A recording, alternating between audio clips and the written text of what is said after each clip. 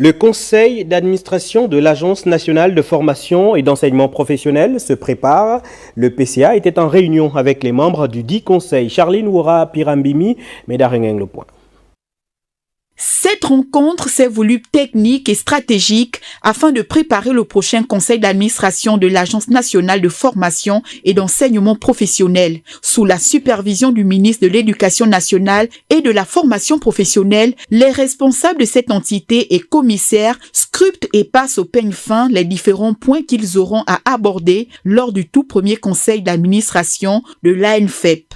Cette réunion technique était basée sur la mise en place des commissions. Commission finances, commission ressources humaines et commission gestion des ressources financières. Il fallait à tout prix que nous mettions en place ces commissions qui vont devoir travailler pour essayer d'alléger la masse de travail qui va être revue au prochain conseil d'administration.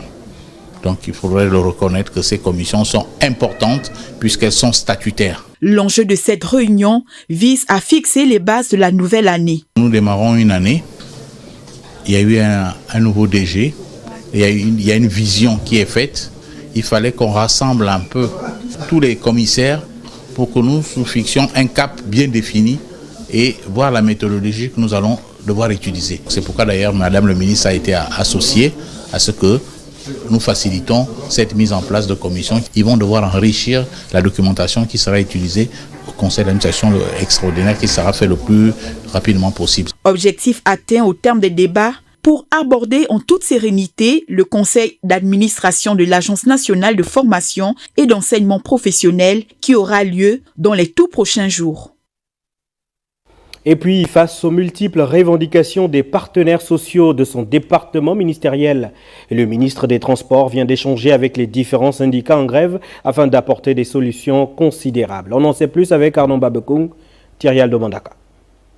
Le capitaine de vaisseau Loïc Ndinga Moudouma n'est pas un homme fermé comme le prétendent certains syndicats du secteur des transports. Face à leurs revendications multiformes, le ministre des Transports a convié ses partenaires sociaux à une séance de travail qui vise à examiner en profondeur les revendications soulevées et voir dans quelle mesure les solutionner à court, moyen ou long terme. C'est quand même leur droit.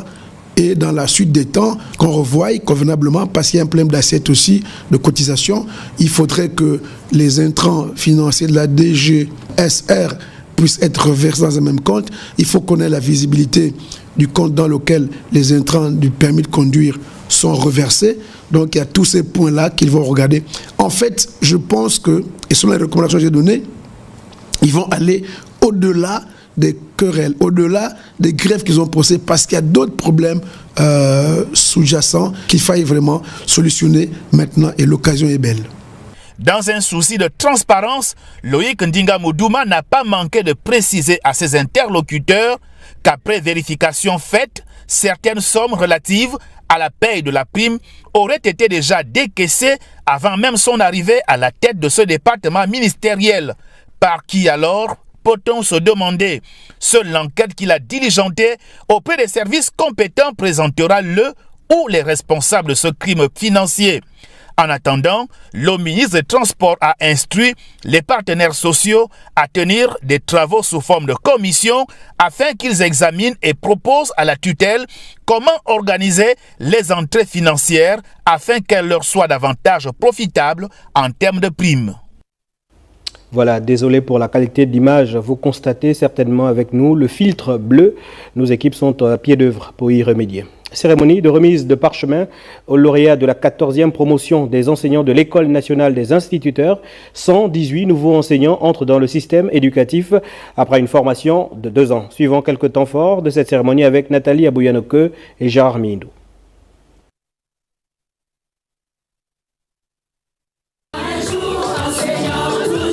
Cette promotion 2021-2022 qui a reçu ses certificats de capacité à l'enseignement primaire est baptisée Camélia Toutoum Leclerc. Elle a effectué sa sortie officielle au cours d'une riche cérémonie empreinte d'émotion. L'éducation et la formation sont des concepts qui ne peuvent être effectifs que dans la mesure où il existe des hommes avisés pour les rendre réels.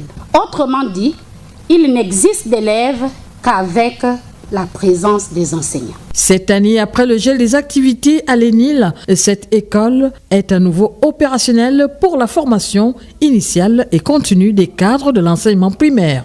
L'histoire m'impose de rappeler qu'avant ces 2 dernières années de formation, l'ENIL avait été fermé pendant 7 ans et que le concours ayant précédé cette formation a été organisé un week-end de Pâques.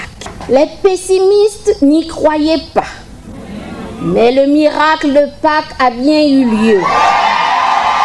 Pour la marraine de cette 14e promotion, l'excellence, la rigueur, la passion et le dévouement sont autant d'éléments qui mèneront le système éducatif gabonais vers la félicité. Vous témoignez mon admiration pour le choix délicat, exigeant, mais aussi enthousiaste que vous avez effectué en décidant de devenir formateur de la jeunesse gabonaise. Et vous rassurez que vous n'êtes pas trompé de carrière. Soyez fiers de vous, car je suis moi très fière de ma promotion 100%. La soirée s'est achevée par la prestation artistique. Le ministre des Affaires étrangères a reçu ce jour à son cabinet de travail le chargé d'affaires de l'Inde au menu de ce tête-à-tête entre les deux hommes. Plusieurs points inscrits à l'ordre du jour, parmi lesquels la demande de l'ouverture d'une représentation diplomatique dans notre pays. Ahmad Ferid Benivaka, Guy Serge Dizambou chez Limania. Comment ça va? Ça va très bien. 3 points inscrits à l'ordre du jour dans cette rencontre entre le ministre des Affaires étrangères, Michel Régis Onangandiaï, et le chargé d'affaires de l'ambassade de l'Inde. Le diplomate indien a détaillé à l'autorité gabonaise les raisons de sa visite. Ce matin, j'ai eu des échanges avec le ministre, principalement à propos de l'ouverture prochaine de l'ambassade de l'Inde ici au Gabon. Voilà. Et également, nous avons abordé le point relatif à la participation du Gabon au sommet que l'Inde organisera prochainement. So these are some of the points that we discussed.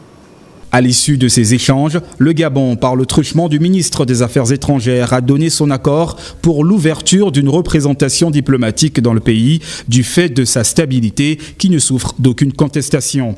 S'agissant du conclave qui se tiendra dans ce pays d'Asie du Sud, le Gabon a confirmé sa présence comme lors des éditions précédentes.